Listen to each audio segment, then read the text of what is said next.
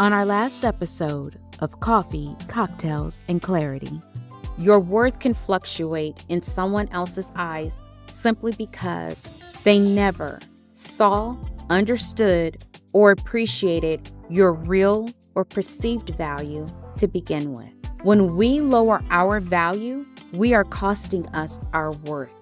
The higher we place our value, then the more we will see what we are really worth. We as women have a right to take up space and to use space. Make sure you have a beverage and some time on your hands. We're going to take our time with this one. After a meeting discussing an upcoming live hiring event, my department manager called me to the side. It wasn't lost on me that during the meeting, I shared quite a bit of insight with the team on questions they can ask legally, how to handle those that we knew we wouldn't hire that came perhaps inappropriately dressed or something else. For instance, it was a call center, but we had guys show up in Laker jerseys, shorts, and Jordans. Like, really?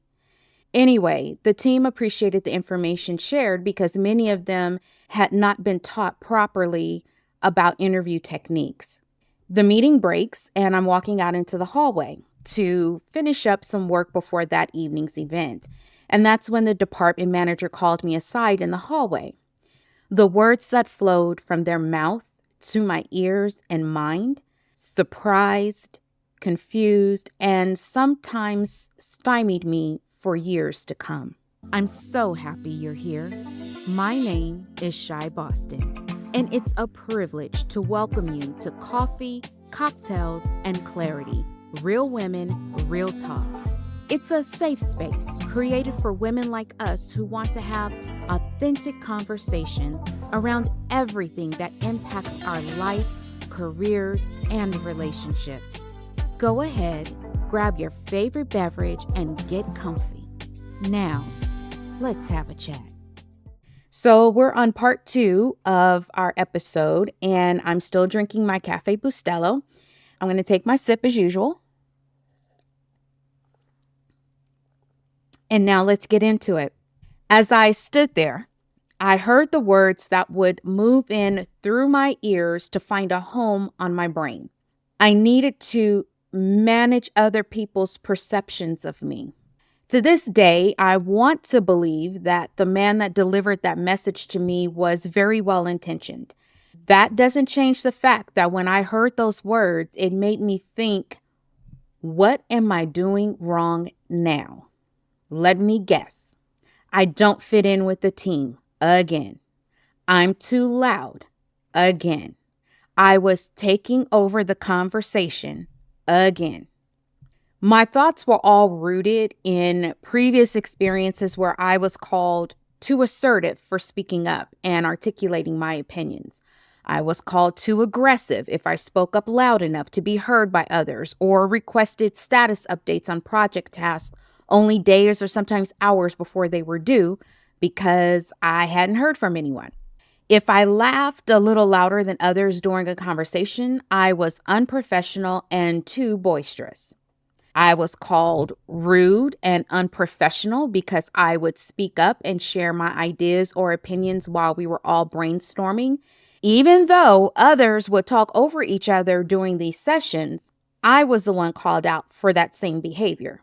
If I spoke up in a meeting, no matter how diplomatic and tactful I was in my words and tone, I was called intimidating, angry, or dominating. When I was silent in a meeting, I was told I wasn't actively participating. Those were all other people's perceptions of me, rightly or wrongly. I'll readily admit that I still had some polishing that needed to be done, and I still do. We all do.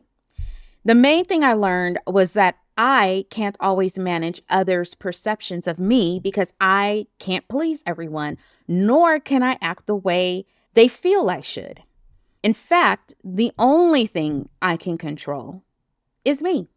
I just couldn't figure out how to show up as me, to be seen and to be heard so that others could see what I brought to the table. No, I take that back. Most saw what I brought to the table. They didn't like the package it was brought in. A smart, confident Black woman. As women in general, our intellect gets challenged, especially in male dominated spaces, on a regular basis. If you're a woman of color, it adds a whole nother layer of having our intellect and very presence challenged. In our last episode, episode 9, we talked about and did some self examination around how we communicate, how we receive information, knowing our value, and how we show up. Basically, we learned that we have a right to be in spaces and to take up space. We have a right to own and use our voices, and we have a right to use our presence, physically and figuratively, in a way that we choose. Now that we've considered those things, it's time to move forward in breaking this down to another level when it comes to our voice, our words, our body language, our tone, our presence, and our space. Yes, these are the 6 things that we can use to overcome the challenges often imposed upon us by other people's perceptions, and sometimes our own. You can do it confidently. A good place to start is by acknowledging that we have workplace trauma. We have life experiences, personal challenges, and other factors that can prevent us from using and owning our voices, our spaces, and presence in the ways that we'd like. Sometimes we may not realize we are using them as weapons against those around us. Our walls of defense may go up. Our vocal tones may come across as charging forward with an attack or retreating out of fear rather than being open to discussion. Our body language can be telling others we have established strict boundaries that will never be able to be broken through. We may not trust others, so we will minimize or not readily share information, tasks on projects, or listen to their opinions. Sometimes that's called gatekeeping. Before entering any space and sitting at the table, we have to own our own crap. I mean, honestly, starting from that place will help you move forward. Not acknowledging your own traumas and personal challenges will prevent you from being successful and hold you back from moving forward. All right, so how do we move forward? Use your voice. How many of you like the sound of your voice? If you're like me, most of us don't. When we hear it recorded and played back, it just sounds weird to us. Knowing how our physical voice sounds to others helps us to better understand how to use it. My recommendation is that you record your voice and listen to it and get used to it. Ask others what words describe the sound of your voice and its pitch. Is it high-pitched, nasally, monotone, bular? Is it soft? Speakers record and listen to themselves because varying their volume and pitch can keep their audiences engaged.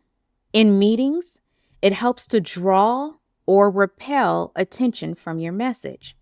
You may use your physical voice in this way to be heard and listened to. I once had a director who helped me to appreciate the importance of my voice in meetings, especially when training.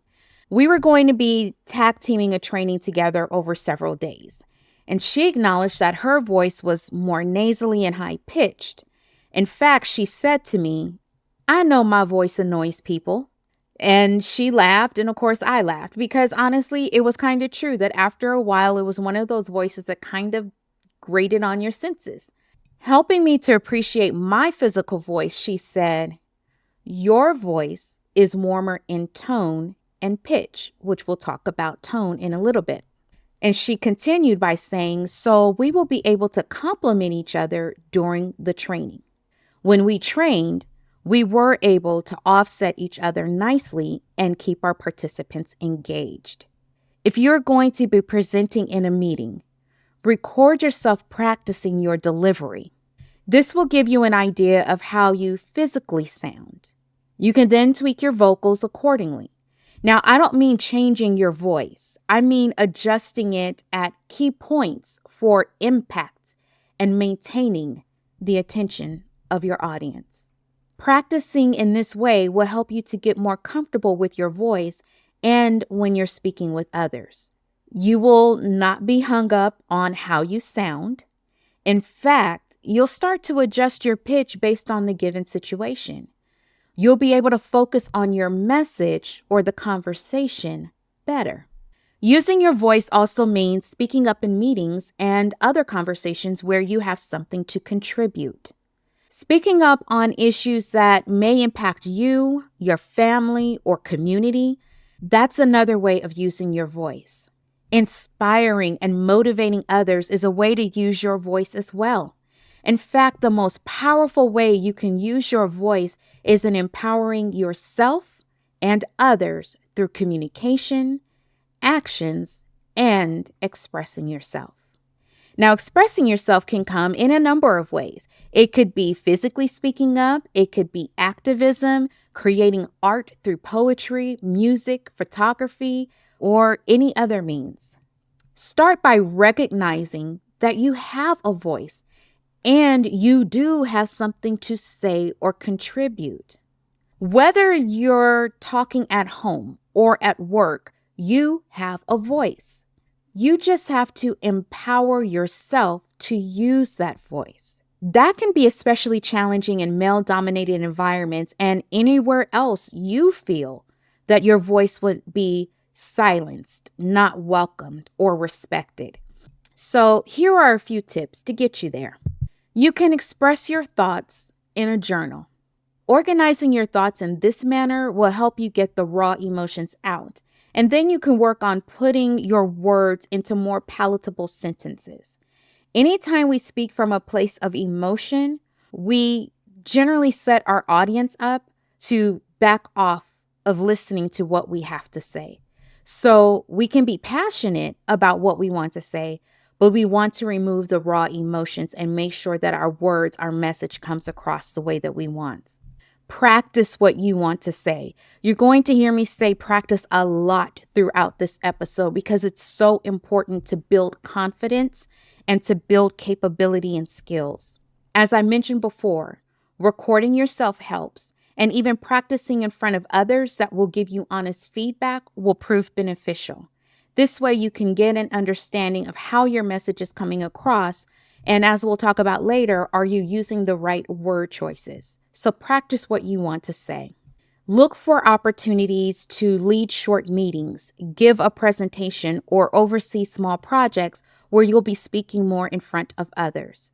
Leading others requires effective communication, and this will make it more comfortable for you to use your literal and figurative voice.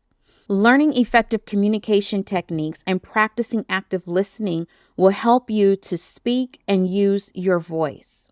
Anytime you speak, make sure it is clear and articulate.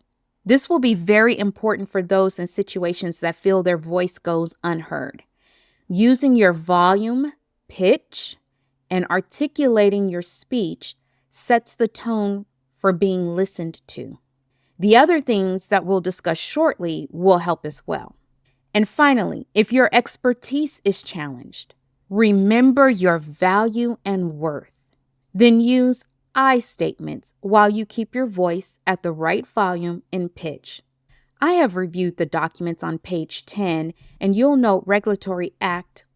You can still express your expertise, and you can do it in a way that will allow you to be heard because you're using I statements, putting in your expertise, and sharing what you have to say. So how do you continue going on using all these different tips and building confidence when it comes to your voice? It all starts by believing in your knowledge and expertise, period. You know how much time and effort you put into your education, developing your skill sets, practicing your craft. So don't minimize that for anyone. If you are having imposter syndrome or self-doubt, then repeat the following affirmation to yourself. I am capable, confident, and worthy. My voice matters and my contributions are valuable. Again, I am capable, confident, and worthy. My voice matters and my contributions are valuable. Having faith in yourself will allow you to speak up, even if you're scared and unsure of how you'll be received. And that works for any situation, any relationship. When you're at least confident in what you bring to the table, you can always speak confidently from that perspective. That means nobody can challenge your knowledge, expertise, or experience and think they're going to win. You know what you know, so stand on business, boo. Speaking up also involves other aspects that we're going to cover. So let's move along to the next one, which is tone.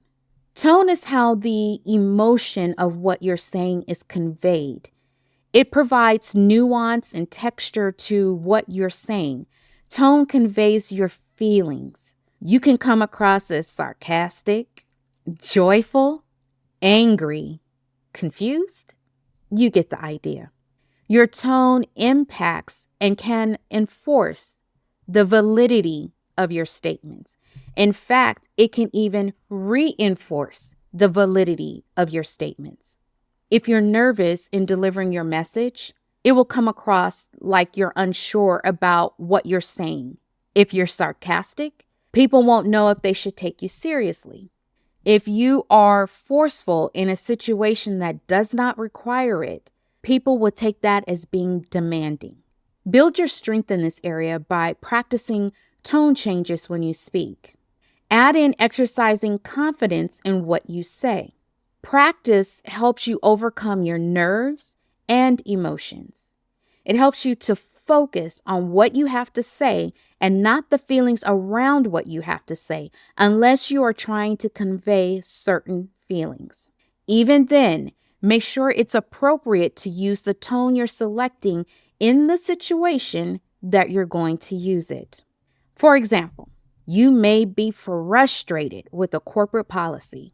You can either convey that frustration in your tone, or you can keep your emotions about the policy out of the conversation and state nothing but facts as to why the policy is just not benefiting other workers. We'll talk about word choices shortly. There's a time to use your tone to emphasize points by conveying emotions, and there's a time to have restraint. The environment or situation you're in all dictates how you'll proceed when using your tone.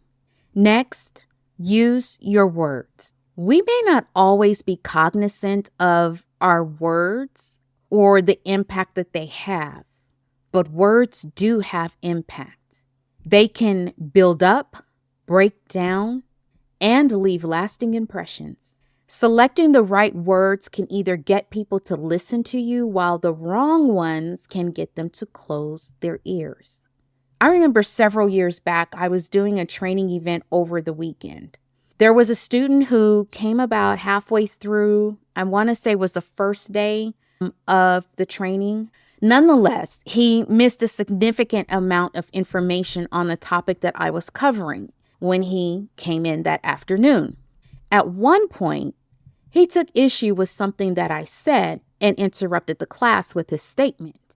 And I can't remember the exact words, but he said something like, "That's not correct." I'm used to being challenged when I do trainings. Sometimes people have been to other courses and had other trainers where they learned something similar or possibly different in theory or practice than what I'm training. So I wasn't taken aback when he said the information was correct. I just simply said, "Excuse me?" And he said, "That's not correct." Then he proceeds to try and correct what I said. Again, I'm used to that, and there's certain ways to handle it. But it was how he said it and how he was doing it. And we're in a room of like 200 people, which I'm used to training in as well. But I sat there and the way he kept going, and I was like, I'm not going to lie. I'm not going to lie. I was heated. I was. Let me take a sip of my coffee. So my emotions got in the way. And my thought went, how do you come to this training event halfway through the day and then tell the trainer, who was also the person who thoroughly researched and wrote the curriculum, because that's what I do, that's what I'm certified to do, and you're going to tell me that I was wrong? At first, I stayed professional for about a minute. I gently tried to correct the misunderstanding and explain the train of thought that I was having, and he still insisted that I was wrong. I allowed that back and forth for about a minute or so before I had enough. You missed part of the morning where I covered this in depth already. I know what I'm talking about. Let me educate you. Yeah. As soon as the words left my mouth, I knew I was going to hear about it on the survey from more than one person. More importantly, I knew I had lost him and part of my class, and I was not going to get them back. While I said what I meant and I meant what I said, I could have used a better word choice in that situation. I needlessly and unprofessionally embarrassed him and myself. Poor word choice, just like poor delivery, can cause you to lose any ounce of credibility and trust you may have built up with the ones that you're speaking with. If you don't have those or felt you didn't to begin with, then you know for sure you won't now. When selecting your words, think of how to convey what you want to say in the way your recipient will receive them. Some people prefer that you be more concise, while others may want the details. That's where active listening comes into play. Whenever possible, observe and listen to the people you are speaking to. That way, you'll know how to convey what you want to say. If they ask a question, listen to understand and not to reply. Once you hear the question, you can use your words to clarify what you've heard, what their question was, or to respond accordingly. Once you hear the question they're asking and how they are asking it, that will also help you to better understand what word choices you can use that will appeal to them and get them to listen. Sometimes, though, we just don't have the words. And when that happens, you can say something like, I'm not sure of any other way to say this except how it's in my head. That's a technique I especially used with my husband to help diffuse the situation when there's something that I really want to say, but I'm not sure how to say it in a way that he can receive it. And he does the same thing with me. It also works in most conversations within the workplace as well as elsewhere. Now, how do you build confidence in your word choices? When you are able, practice what you're going to say. Try saying it in different ways, even accentuating different words in a sentence. Try saying it in different ways, even accentuating different words in a sentence. Try saying it in a different way, even accentuating different words in a sentence. This is how actors figure out the best way to convey the meaning or intent behind a sentence or thought that they now have to convey to their audience. You can also broaden your vocabulary. Use a thesaurus when writing emails or other documents to find different words that can convey your thought better. Read or listen to books. Hearing how others use language can influence us and help us to better express ourselves. We'll pick up new phrases, new words. We'll get a better understanding of how one word can mean different things depending on the context. Practice conveying your thoughts in more succinct ways. People who are neurodivergent, like myself, can get a little wordy sometimes. Therefore, we work at expressing and explaining ourselves in the least number of words whenever possible.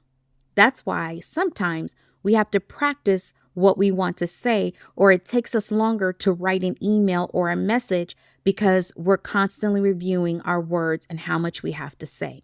On the other hand, There are also those of us that are neurodivergent who use speech that is much shorter, clipped, and to the point. So they would want to focus on using more words so as not to come across as rude and abrupt. Take a course in communication or join an organization that teaches how to speak effectively. Toastmasters is great for this. For anyone that's nervous about learning how to speak in public, wanting to improve their speaking abilities, or wanting to learn how to use their speech to communicate, Toastmasters is great. Now, from time to time, I also conduct mastermind groups around effective communication. These will help you to better understand how you speak and use words to convey your thoughts and messages, as well as the behaviors around the way you communicate. Ultimately, the best way to start using your words is to start speaking them. Remember when I said you have something to say and to contribute? Well, that means you got to start sharing what you want to say and start contributing to conversations where your voice, your words matter. You will develop comfort in speaking and eventually adjusting your words to match any given situation. Next up is body language. Before we do that, let's take a quick ad break and have a quick sip. Ready to level up your life? Let's unlock your full potential together. As your expert coach and strategist, I'll guide you to achieve your goals. For a limited time, name your price on my coaching and accountability packages. Terms and conditions apply. Don't miss this incredible opportunity. Click the link to learn more and start your journey. Speaking without words is the best way to define body language. It silently conveys what you're really thinking and wanting to say. It could be showing interest because you start leaning into a conversation. It could be boredom because you're staring into space. It could be conveying distraction because you're fidgeting, twirling your hair, flicking a pen or a pencil. Basically, you're listening without giving a verbal reply. That's body language. Calls to mind a situation that happened to me several years back. I had a manager once ask me if I was flirting with him. After I looked at this man like he had 3 heads, I said, "Excuse me, am I what now?"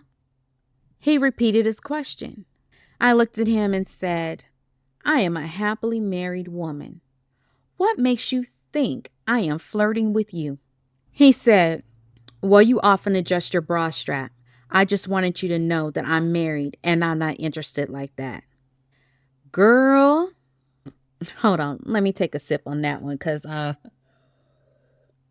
literally sat there and I looked at him. I was like, I know this. I know that he didn't just sit up here and say that I was flirting with him because I adjusted my bra strap. I didn't adjust my bra strap. You know how your bra just be digging into your side and you just reach up and gently tug it down and out the way? If you're watching me on YouTube, you see me doing that. Yeah, that's what I did. And this fool thought that was flirting. Anyway, after setting him straight, I thought about my actions. What was I doing that gave him that impression? Now, mind you, I know I didn't do anything wrong, but he read my normal absent-minded behavior as something else. That's an extreme example, and frankly, that's all on him. Nonetheless, it serves my point that sometimes things we do normally can be read as part of our body language and convey a message we're not trying to convey. For those of us who are neurodivergent, we may stare off into space while listening to someone speak. It doesn't mean we're not listening or that we're distracted. We may or may not have tuned out for a second. However, it comes across as inattentive, disrespectful, and rude to those that we're talking to. That's why we tried hard to be cognizant and aware of what we're doing and why we're doing it. Making eye contact is a good body language signal of attentiveness. Some of us may find it hard to make eye contact for several reasons, like trauma response, neurodivergence, shyness, anxiety. We can't focus our eyes. And that's just to name a few. I know I personally suffer from some of those.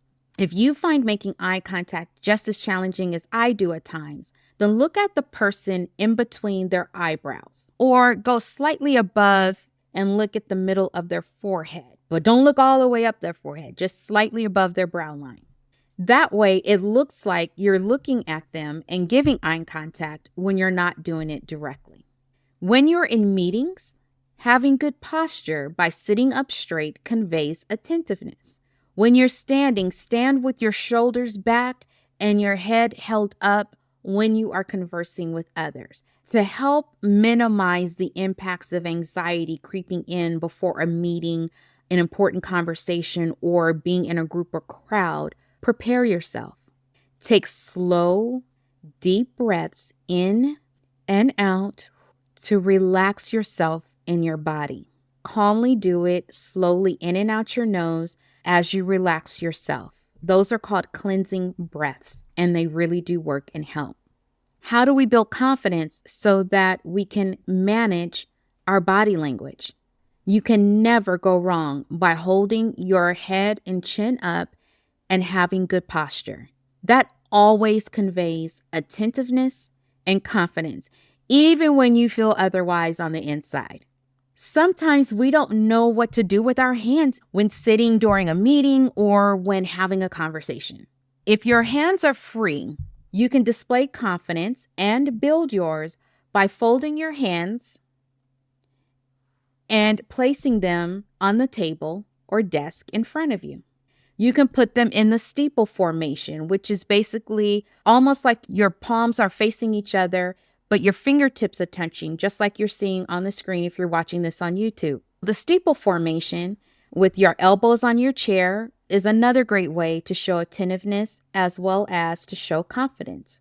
Whatever you do, try to avoid crossing your arms, as this can send the message that you're closed off and not listening, even though that may not actually be the case. Our body language is often tied into our next area of discussion, which is our presence. Years ago, I had the wonderful privilege of attending an event hosted by Spike Lee. It was him and 1,500 of his quote-unquote closest friends, celebrating the anniversary of his first film, She's Gotta Have It, I believe, as well as his production company. As a sidebar, I'll put a link to the Getty images in the show notes for you to see some of the highlights from the event. And if you're watching this on YouTube, you'll see that I'm providing photographic receipts of my attendance at this particular event. Because if you don't have receipts, did it really happen? You're going to see photos of me with Dave Chappelle, Common, and Star Jones. So if you compare the Getty images and the outfits there to the images with me at the event with these celebrities, you'll see it's the same event. Okay? There's my receipts. Anyway, let me get back to the story. I can always talk about that event another time because there were some interesting stories that came out of that event. In fact, the picture that you would have seen on the screen with Star Jones and her then husband, Al Reynolds, was taken moments after Star and her husband were talking with Oprah. Yes, girl, that Oprah. I don't care if you like her or not. Hunty, I was in the presence of the Oprah Winfrey. Not once, but twice. And let me tell you, the Oprah effect is real. Okay? So let me tell you about my experience with Oprah. I promise I'm tying this all back to you and I. As one of the escorts for the night, Miss Jones was one of the celebrities that I escorted that evening. When we got into the theater, I needed to locate the seats for her and her husband. While I was doing that, she went to mix and mingle. After locating her seats, I then had to go and find her. Lord have mercy. When I tell you, I looked up and I had to just gather myself. I just had to pull myself together. Why was that woman standing with Gayle King some other celebrities I don't even remember right now, because the next person I saw was the Oprah Winfrey. I had to walk up. So I walked up. I waited for a brief break or lull in the conversation and for them to turn and acknowledge me because they don't know me from Adam. The theater's kind of dark and it's just a group of Black women standing there talking. So they kind of turned to look at me thinking that I might have been another celebrity. I felt like one that night, I tell you that much. I then said to Oprah, "Excuse me, Miss Winfrey." And then I turned and I said, "Miss Jones, I have your seats for you." She excused herself from the group and I walked her to her husband and then to their seats. And that's where she invited me to sit with her for the evening's entertainment. And again, that story's for another time. But let me get back to Oprah. So why did I fuss about her? Because her presence is real, captivating, and powerful. She can literally shift the energy and attention in the room, but she wields that power with humility and grace. Later that night, right before that picture was taken, Miss Jones and Mr. Reynolds and Miss Winfrey were having a conversation. Again, I stood in awe of her presence. I was off to the side a little bit because I was escorting them out of the venue. I had been around celebrities before and were around hundreds of them that evening, from basketball players to comedians to actors. George Lucas was there, so different directors. I was around them and I wasn't anywhere near as awestruck with them as I was with Oprah. Presence is the ability to use your physical and psychological dynamics to contribute to one's demeanor and influence. If I'm being honest, it's really hard to explain presence. So I'll simply say it's a person's vibe. It's their aura. Like Oprah or Beyonce, their very presence physically and their vibe automatically command attention and can shift the vibe of a room. So let's bring it closer to home. Think about your friend circle, male or female. Do you have one of those friends that's just a whole vibe? A whole vibe. What about a manager or senior leader that can make a vibrant office space feel like the air was sucked out of it and it can go silent when they walk into the room or they walk into the cubicle space? That is presence. Presence impacts the people and spaces around them. How do you build confidence in using your presence, which can also impact the spaces and people around you? It starts with your mindset. Thinking that you are insignificant, that your voice and contributions don't matter, or feeling that you will never be seen or heard will diminish your value, your worth, and your presence in your eyes and in the eyes of others. Shift that thinking to knowing that your voice and contributions matter, that you are going to do what it takes to be seen and heard. Raise your personal feelings about your value and worth, and you'll start to raise your presence as well. Embracing the thought that you will be seen and heard is the first step towards owning and using your presence. Add in your confident body language that we just talked about, having good posture, shoulders back, chin up, eye contact, and you're going to be a force to be reckoned with. Confident body language always, always, always shifts the perception of one's presence in the eyes of others before it literally shifts it all the time. Practice entering rooms and spaces at home with confidence. Go out to eat or shop and walk with confidence. As you start to get a little bit more comfortable, try it in meetings, at conferences, and other events.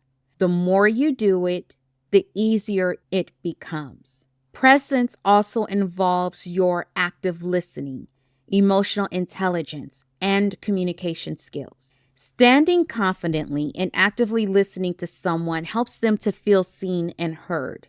That instantly raises your presence quotient in their minds and eyes. It's something they can literally feel. When you apply everything else we talked about so far, your tone, your words, and body language, your presence, your aura, your vibe, your Oprah effect can be felt. Avoid an arrogant presence, though. We all know the types. They step into a space and do all the things to draw attention. In fact, they demand it rather than command it. You want to cultivate the type of presence that when you walk into a room, your presence alone just simply commands to be noticed and acknowledged. You don't have to say anything. You don't have to do anything. It's not giving off a certain attitude or air. It just is. Also avoid the begging presence. That's the person that comes in and is trying to be seen. They aren't sure what to do, so they are overly smiling or overly helpful, overly talkative. If you saw the movie The Help, think of Celia Foote. From the way she dressed to how she talked in that sing-songy kind of way. I can't do her voice, but you get what I'm saying. Oh, and now it's time for Danica's strawberry jam. Danica's strawberry jam. Congratulations, Haley. I didn't know you were a fan of Minnie's pies. Congrats, Sarah. I've been wanting to talk to you all night. Minnie said why you won't be my friend. It's because you think me and Johnny went behind your back. Her word choices and her body language, everything about her presence begged to be acknowledged. Everything. As Oprah came into the dining room where we were all eating, literally everyone stopped eating, stood up, and gave her a standing ovation. She was late arriving, and we were already on the first or maybe the second course of the dinner. They didn't applaud her facetiously like, well, look who's here. They genuinely got to their feet and applauded out of respect and appreciation for her. There was not a single thing about the way she came into that space that demanded their attention or was even asking to be seen and acknowledged. She simply walked into the dining room and started walking to her table. It happened because her presence subtly commanded the attention. Her presence shifted the energy in the room. Remember, too, that presence is also intentional. That means you're in the moment, giving attention to those around you with your eye contact, body language, and active listening. You're not sitting in a corner, nor are you doing everything possible to draw attention to yourself. Learning to use your presence in the ways I described will help you draw positive attention, garner a measure of respect, because let's face it, everyone ain't gonna love you, and so they not like us. And it will also help you influence your space in a positive way. With a little practice, self-confidence, and time, you too can command the room with your presence. The last piece of all of this has to do with space. So we're going to continue in part 3, talking about our space, and then wrapping all of this together for our conclusion. I know your time is valuable, and I appreciate you choosing to take the time to chat with me today. I hope our conversation helped you to see things more clearly. If you like this episode, don't forget to subscribe so you can always be alerted to my new episodes each week. Enjoy the rest of your day or night, and let's get together again soon for some coffee, cocktails, and clarity.